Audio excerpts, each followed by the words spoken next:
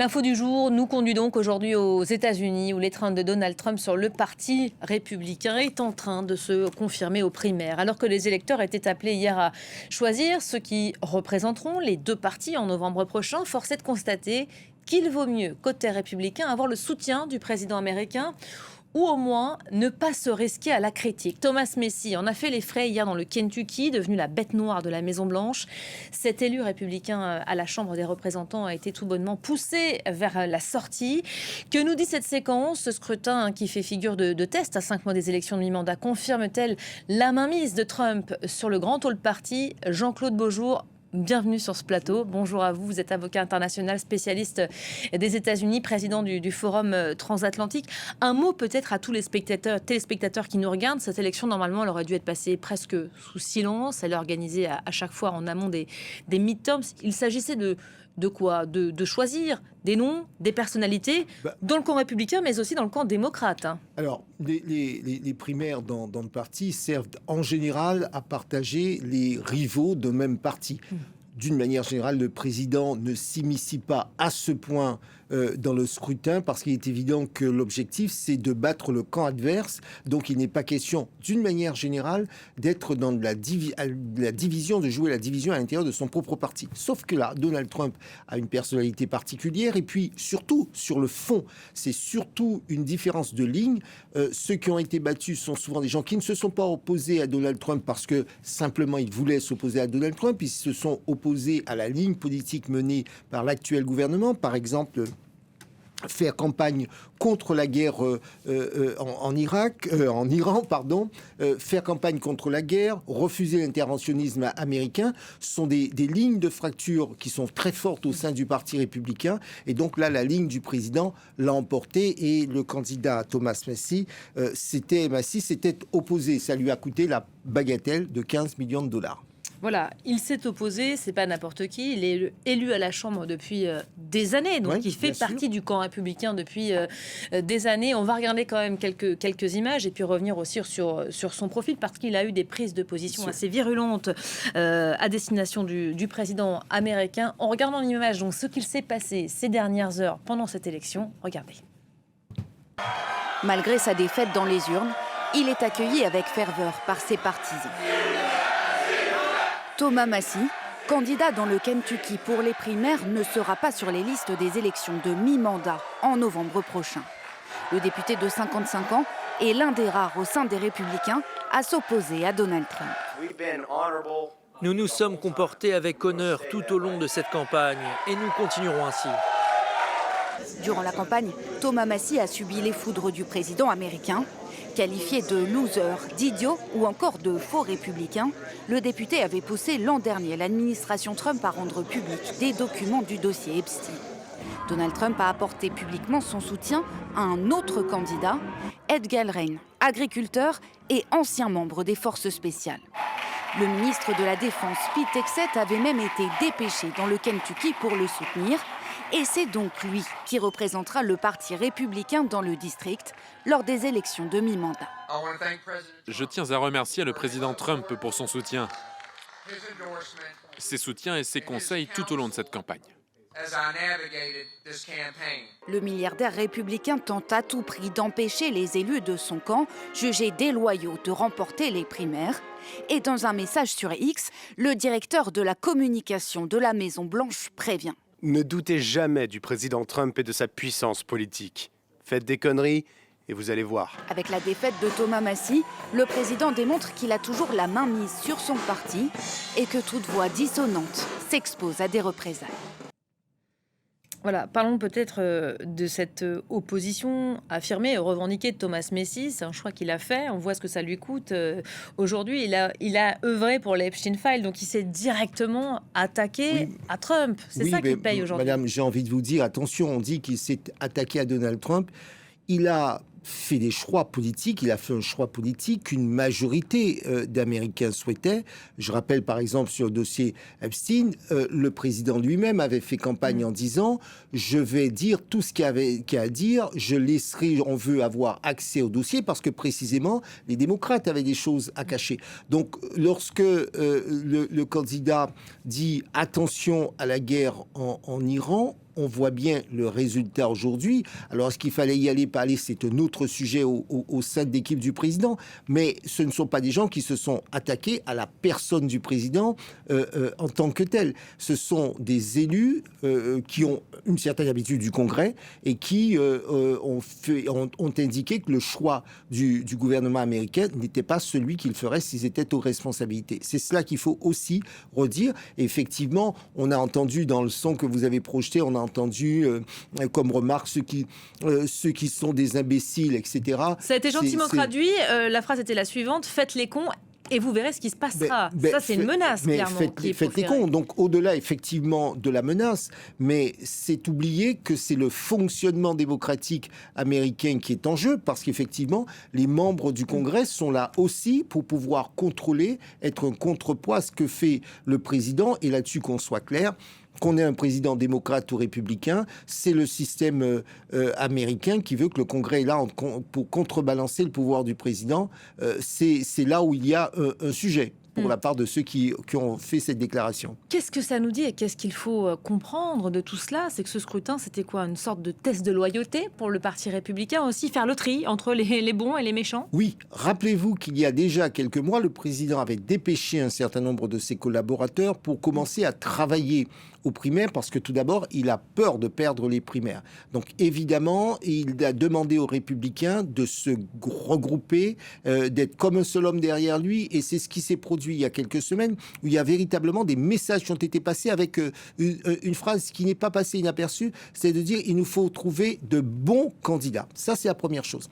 Et puis, qu'est-ce que ça dit? Ça dit que dans cette Amérique fractionnée, le président, là, pour le coup, va se mêler d'une campagne interne au parti. Alors, parfois, on sait bien que tel président a plutôt une affinité pour tel ou tel autre candidat, mais ça veut dire qu'aujourd'hui, il n'y a pas d'autre opposition, il n'y a pas d'autre ligne politique au sein des Républicains, et ça pose une question, parce qu'au fond, les MAGA prennent littéralement le contrôle du Parti républicain, en tout cas dans la démarche politique, et qu'il n'y a pas de voix médiane qui pourrait rassembler les Américains. Il y a deux choses dans ce que vous dites assez intéressantes. D'ailleurs, d'abord, l'investissement du président en tant que tel, en tant que personne aussi dans cette campagne. Par exemple, le Kentucky, il y est allé de sa personne. Mais bien sûr. Et ça se voit pas tout le temps, ça se voit pas tous les jours. Hein. C'est non, assez inédit. parce que précisément, tout d'abord, on avait affaire à des élus sortants qui ont l'habitude de travailler avec lui au Congrès. Et puis, je rappelle que dans le Kentucky, vous avez Mitch McConnell, vous avez Rand Paul, sont des gens qui ont plus ou moins, ou parfois, ont soutenu le président Trump. Donc, on ne peut pas dire que ce soit un État adversaire du président. Mais ça veut dire aussi que le président n'entend pas avoir d'opposition. Et ça, c'est un sujet qu'on avait qui surprend, parce qu'il n'entend pas avoir d'opposition, y compris dans son propre parti. Donc, pas une tête ne dépasse. Et la question qu'on peut se poser, qui pour prendre le leadership du Parti républicain, parce qu'il va y avoir d'autres scrutins. Et ça, on peut s'interroger. On sait pourtant qu'elle existe, cette ligne qui est beaucoup plus critique à l'égard de Donald Trump au sein du Parti républicain. Et on les a entendus, ces critiques, être formulées ces derniers mois, ces dernières semaines. On a entendu un certain nombre de gens. On avait entendu Liz Cheney, on avait entendu un certain nombre de gens. Mais on voit bien qu'à date, cet électorat MAGA, la base MAGA, arrive à se mobiliser fortement. Et en fait, une élection se joue souvent comme ça. C'est la mobilisation d'un camp qui permet face au camp d'en face, lorsqu'il n'est pas parfaitement structuré, parce qu'au fond, même chez les républicains, les républicains qui auraient pu être de grands leaders nationaux et qui pourraient apporter la répartie au président sont dans son gouvernement. Souvenez-vous, c'est son secrétaire aux affaires et son ministre des Affaires étrangères qui est donné comme une grande figure, qui est au gouvernement. Donc au fond, il n'y a pas énormément de figures politiques qui s'imposent incontestablement et qui soient un vrai courant aujourd'hui au sein des Républicains, même si vous avez des personnalités qui ont leur mot à dire et qui se font un tout petit peu entendre, mais pas suffisamment pour pouvoir contrebalancer la machine Donald Trump. Il y a une vraie mainmise aujourd'hui idéologique de Oui. Trump, des MAGA, sur le grand hall party, sur les Ben oui, républicains. lorsque vous prenez, quand on reparle, pourquoi est-ce que Thomas Massie s'est opposé au président, et s'est opposé au président sur des questions de fond. Or, vous voyez très bien que d'un côté, une majorité d'Américains est contre la guerre en Iran, et d'ailleurs, elle dit ne pas avoir compris cette guerre, ne toujours pas la comprendre, mais vous avez une minorité MAGA, une minorité républicaine qui la soutient, et donc celle-là la soutiendra, sera du jusqu'au boutisme. Et le président est comme cela. Souvenez-vous qu'encore récemment, il a demandé à la Cour suprême, il disait « J'espère que la Cour suprême me sera loyale alors que je les ai nommés ». C'est quand même assez surprenant de la part d'un président de demander à la justice de lui être loyale. Avec, on vient de le voir, des éléments qui n'hésitent pas à utiliser, à proférer en boucle des sûr. menaces. Donc il y a quand même un ton très menaçant qui est utilisé aujourd'hui au sein du parti. On parle de la mainmise idéologique sur le parti républicain. Parlons de la mainmise financière. Qu'est-ce que ça représente aujourd'hui, le clan Trump? Vous savez, tout à l'heure, lorsque je vous ai dit que l'échec de Massie, c'est 15 millions de dollars. Ça n'a rien Tout à est voir. chiffré aux États-unis. Oui, C'est intéressant de chiffrer cette mais défaite. c'est pour ça que je vous dis, il faut les trouver, les 15 millions de dollars. Enfin, il faut les avoir pour pouvoir les perdre, pour pouvoir les perdre sans problème. La réalité, c'est que Donald Trump, c'est une machine commerciale, c'est un homme d'affaires, c'est du monde autour de lui. Souvenez-vous qu'au départ, les grands de la tech étaient très éloignés, finalement se sont ralliés, vous avez des gens autour. Souvenez-vous que pendant la campagne, vous avez un Elon Musk qui disait je vais apporter, je suis capable de donner X millions à ceux et celles qui soutiennent le président, en tout cas. Bref, vous avez une machine commerciale derrière. Donald Trump, c'est aussi une affaire commerciale. Et ça, qui aux États-Unis peut rivaliser, à part les grands de la tech, mais qui sont déjà à ses côtés. C'est une machine de guerre en somme aujourd'hui, Oui. le clan MAGA. Oui, alors, une machine de guerre sur le plan mobilisation et idéologique, et un Donald Trump qui apporte avec lui une machine commerciale. Parce que ce qu'il faut bien comprendre, c'est qu'aux États-Unis, une campagne coûte beaucoup d'argent. Vous voyez, des primaires dans un même parti, 30 millions de dollars, parce que c'était 15-15, 30 millions de dollars, c'est une somme qui est énorme.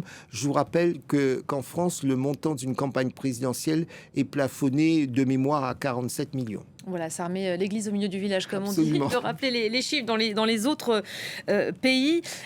Trump qui s'investit comme ça personnellement et qui dépense de l'argent pour s'assurer que sa base va lui rester fidèle. On comprend là aujourd'hui que plus aucune critique n'est permise, n'est autorisée, que ça coûte cher. On fait des exemples aujourd'hui. Thomas Massie est un exemple, j'imagine, non? Vous imaginez très bien que si vous étiez candidate, madame, vous réfléchiriez, on réfléchit à 2 fois avant de se dire est-ce qu'on y va ou pas, parce que là, très concrètement, ça coûte. Vous perdez votre siège avec tout ce qu'on peut imaginer, parce que ça, c'est la partie visible de l'iceberg. J'imagine qu'il y a d'autres sujets qui se posent. Je crois que le président défend une chose. Il tente, en tout cas, il espère pouvoir sauver sa majorité au Congrès, parce que ce sont ces 2 dernières années qu'il sait très bien que s'il n'a pas de majorité au Congrès, il va devoir batailler avec cette majorité qu'il n'aura pas, ou cette nouvelle majorité, et que c'est son dernier mandat, c'est la dernière page de l'histoire qu'il écrit, alors qu'il nous avait annoncé que ça serait le plus beau mandat de l'histoire présidentielle américaine, alors qu'il nous avait annoncé un certain nombre de résultats économiques. Là, les résultats économiques ne sont pas au rendez-vous.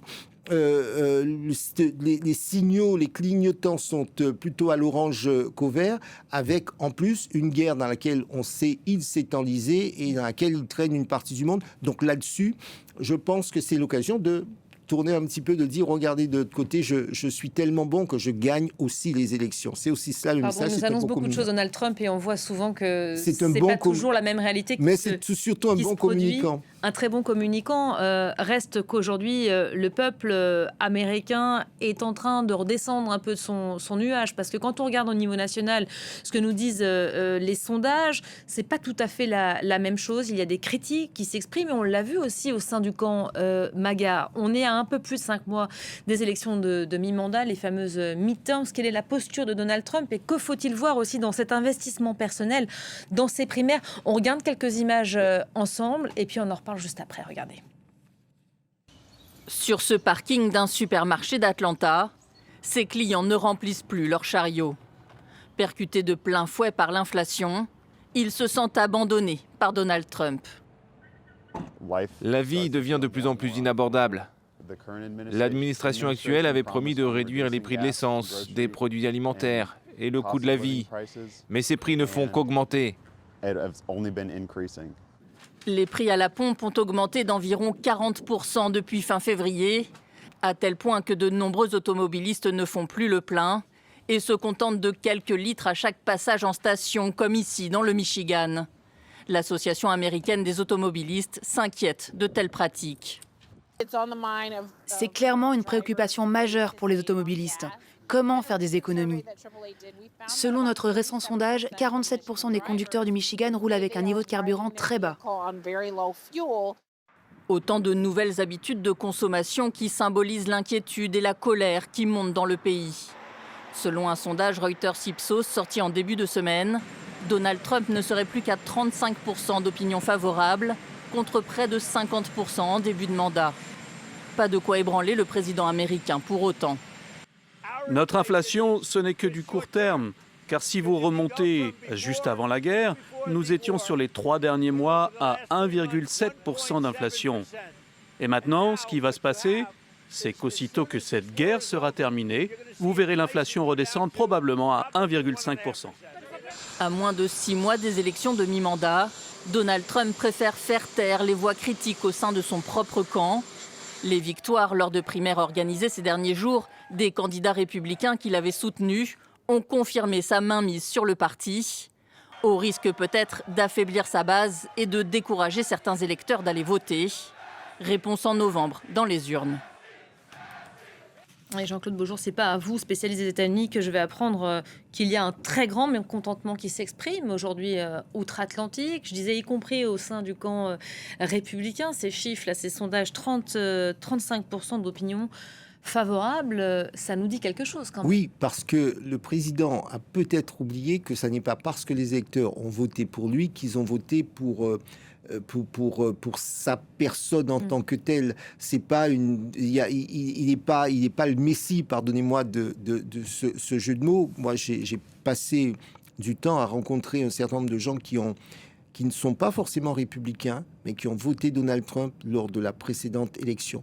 Et toutes ces personnes ont voté Donald Trump parce qu'elles voulaient véritablement qu'on s'occupe d'elles. Le problème du chômage, le problème du logement, le coût de la vie. Le caddie de course. On était allé aux États-Unis pendant l'élection faire les courses avec des Américains. J'ai eu l'occasion, je crois, sur ce plateau de vous dire, quand vous en arrivez en Floride à payer $13 le litre de jus d'orange, vous vous posez des questions. Vous commencez à regarder la facture. Donc c'est vrai, lorsque vous savez bien que dans ce pays, les gens utilisent beaucoup leur voiture, qu'il n'y a pas forcément un système de transport public toujours adapté à la géographie du pays. Donc ça c'est un coup sonnant et trébuchant pour ceux et celles qui, au bout du compte, se disent « mais moi j'attendais des résultats assez rapidement ».